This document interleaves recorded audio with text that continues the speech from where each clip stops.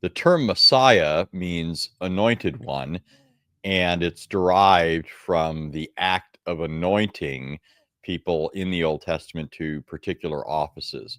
So, in the Israelite economy, as God arranged it, there were three especially important offices that he used to govern his people and govern them to an appointed end, which we'll talk about in a moment. But he was governing them to an end through these anointed offices, namely the office of king, priest, and prophet. To each one of these offices, a person would be anointed.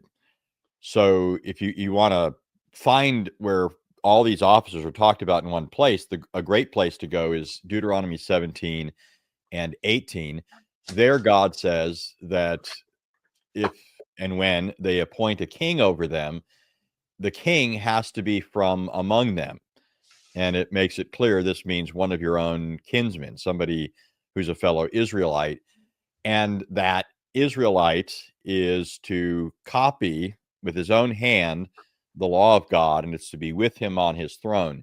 So you're supposed to see there's this special connection between the king and the Torah, the law of God. I'll come back to that in a bit, Lord willing. Sometimes I forget to come back to some of these things and tie up loose ends. But after that, it mentions the priesthood. And here it specifies again that it has to be an Israelite, and more particularly, somebody from the tribe of Levi. So you've got the kingly office, now the priestly office. And then right after that, Moses warns the people because he's about to die. He says, don't go seeking a knowledge of God's will the same way the pagans do, through sorcerers and mediums and so forth. Rather, they're supposed to wait for that one whom the Lord will raise up in their midst that will be like Moses.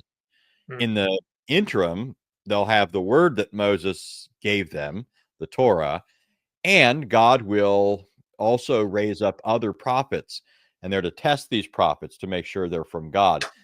But the great end that they're to look towards is the coming of a figure who is like Moses in some special regards.